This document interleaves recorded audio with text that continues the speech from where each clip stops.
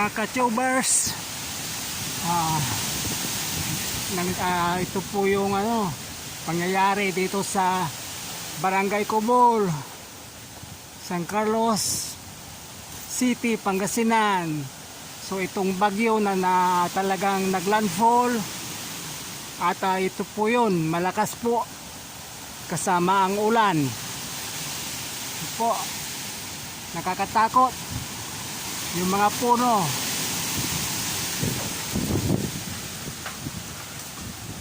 Yan po, ingat po mga ka-tubers, mga kababayan, mga kababaryo. Oh, ayun, ayun, bumagsak na ang isang puno ng kaimito. Delikado itong mga puno dito. Yan, nakakatakot po. Malakas-lakas na itong bagyo na to. Yan po guys, ang sitwasyon dito sa aming probinsya sa Pangasinan, San Carlos City, sa Barangay Cobol. Yan, sa lakas ng hangin yung aming puno ng kaimito ay natumba na guys. Nakakatakot.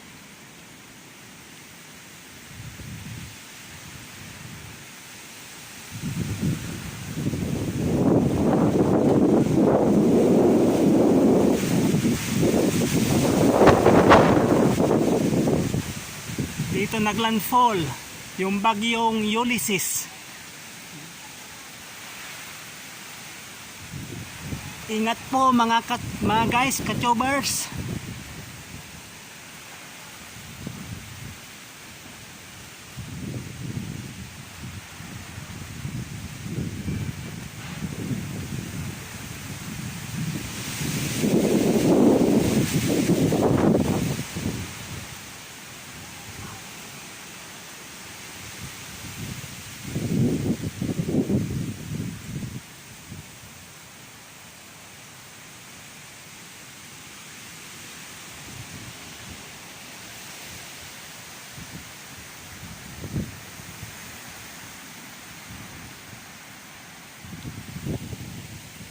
Pati mga puno ng saging nagtutumbahan na ba guys.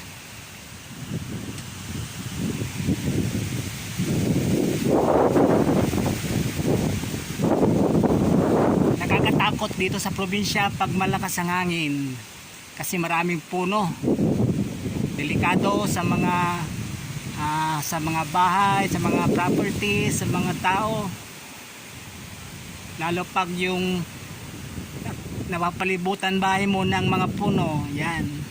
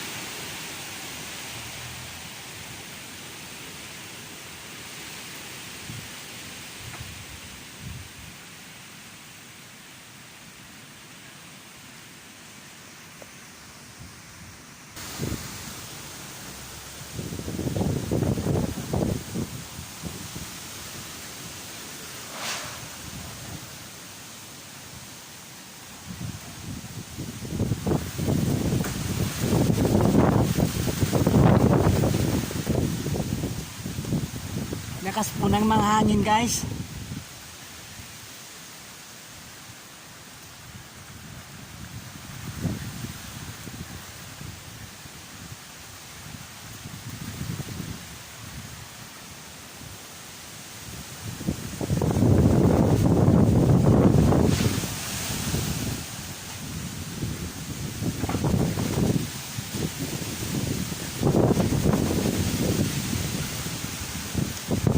Landfall dito na malakas ang hangin, mga 7 ng umaga. Kagabi naman 3 o'clock malakas na malakas na ang ulan. May kasamang ulan po mga guys.